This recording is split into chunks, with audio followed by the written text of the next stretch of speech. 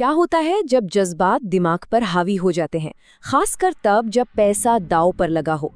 आज हम wall street की एक ऐसी ही कहानी में गोता लगाएंगे, एक ऐसी कहानी जो बताती है कि बाजार का मनोविज्ञान यानी मार्केट साइकोलॉजी कैसे किसी को अर्श पर पहुंचा सकती है और फर्श पर भी ला सकती है। चलिए समय में थोड़ा पीछे चलते हैं। 90 के दशक का आखिरी दौर, टेक बबल अपने पीक पर था। माहौल ऐसा था कि हर किसी को लगता था, अरे मैं तो इन्वेस्टमेंट का जीनियस हूँ। हालत ये थी कि बारबरा स्ट्रीसेंट जैसी हस्तियां भी बस अपनी भावनाओं के आधार पर डे ट्रेडिंग कर रही थीं। ये समझदारी का नहीं, ये तो सरासर दीवानगी का दौर था। अब जरा इस नंबर को देखिए, 697.5%। बस ये एक नंबर उस दौर की पूरी कहानी कह देता है। ये पता है क्या है? ये है VA लिनक्स के IPO का एक दिन का रिटर्न। जी हाँ, एक ही दिन में लगभग 700% का फायदा। इससे बेहतर क्या उदाहरण हो सकता है उस सट्टेबाजी के जुनून का जिसने पूरे माहौल को अपनी गिरफ्त में ले रखा था। और देखिए, ये कहानी सिर्फ एक स्टॉक की नहीं थी। नहीं, पूरा का पूरा देश इस क्रेज में डूबा हुआ था। ऑनलाइन ट्रेडिंग ने स्टॉक मार्केट को मानो एक नेशनल वीडियो गेम बना दिया था। टीवी पर एड्स आते थे कि कैसे कोई हाउसवाइफ बस कुछ क्लिक्स में हजारों डॉलर्स कमा रही है। एक वेटर उम्मीद कर रहा था कि वो साल का $1 लाख तो बस डे ट्रेडिंग से ही कमा लेगा।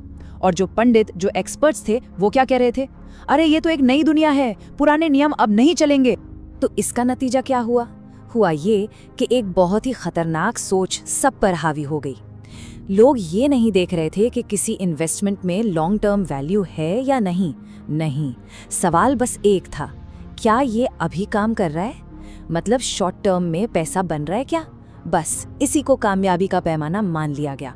छोटे मोटे तुक्के वाले मुनाफों को एक सॉलिड स्ट्रैटेजी समझ लिया गया। और ये एक ऐसी गलती थी जिसकी कीमत बहुत बहुत भारी पड़ने वाली थी।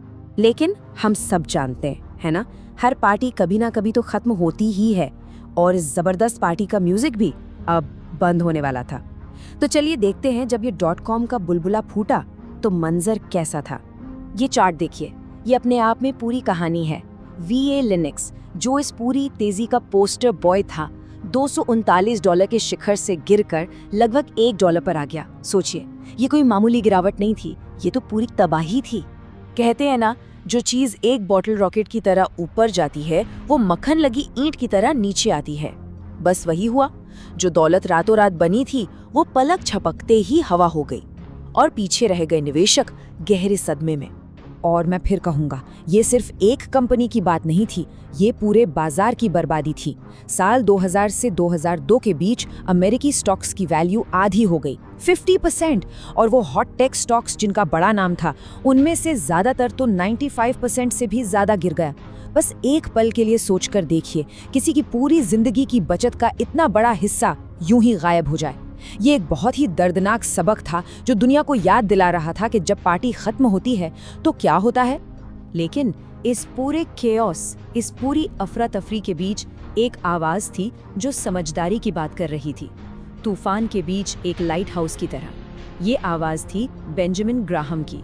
बाजार की इस दीवानगी का एक शांत, ठहरा हुआ, तर्क संगत जवाब। देखिए, ग्राहम की फिलॉसफी कोई अच्छे वक्त की देन नहीं थी। इसे संकटों की आग में तपाया गया था, परखा गया था। जब भी बाजार में नए नए फैंसी आइडिया आते थे और क्रैश हो जाते थे, जल्दबाजी वाली स्ट्रैटेजी फेल हो जाती थी, तब ग्राहम के सिद्धांत और भी मजबूती से खड़े नजर आते थे, बिल्कुल इस अंधेरे में एक रोशनी की तरह। और ये समझदारी ग्राहम ने किताबों से नहीं बल्कि जिंदगी के सबसे कड़वे अनुभवों से सीखी थी। 1919 में उन्होंने खुद एक IPO बबल में पैसा बनाया और फिर गमाया भी। 1929 के ग्रेट क्रैश में तो उनका लगभग सब कुछ तबाह हो गया था। लेकिन इन्हीं मुश्किलों ने, इन्हीं अनुभवों ने उनकी सोच को वो शक्ल दी जिसने उन्हें न सिर्फ मार्केट को हराने में मदद की बल्कि एक टिकाऊ दौलत बनाने का रास्ता भी दिखाया। तो सवाल ये है कि हम ग्राहम की इस गहरी समझ से क्या सीख सकते हैं? वो कौन से प्रैक्टिकल सबक हैं जो हम आज भी इस्तेमाल कर सकते हैं? चलिए उनके दो सबसे पावरफुल और टाइमलेस प्रिंसिपल्स को समझते हैं। ये वो उसूल हैं जो मार्केट के इस मायाजाल में हमारा मार्गदर्शन कर सकते हैं। ग्राहम का सबसे जीनियस आइडिया शायद मिस्टर मार्केट का कॉन्सेप्ट है। जरा कल्पना कीजिए कि आपका एक बिजनेस पार्टनर है जिसका नाम है मिस्टर मार्केट। ये पार्टनर कोई और नहीं बल्कि खुद स्टॉक मार्केट है। और सच बताऊं, ये पार्टनर बहुत ही मूडी है, मतलब हद से ज्यादा। तो इससे सबक क्या मिलता है? बहुत सीधा सा सबक है। मिस्टर मार्केट के मूड स्विंग्स से प्रभावित नहीं होना है, बल्कि उनका फायदा उठाना है। जब वो बहुत खुश हो, एकदम यूफोरिक, और आपको आसमान छूती कीमतें ऑफर कर रहा हो, तो ये बेचने का मौका हो सकता है।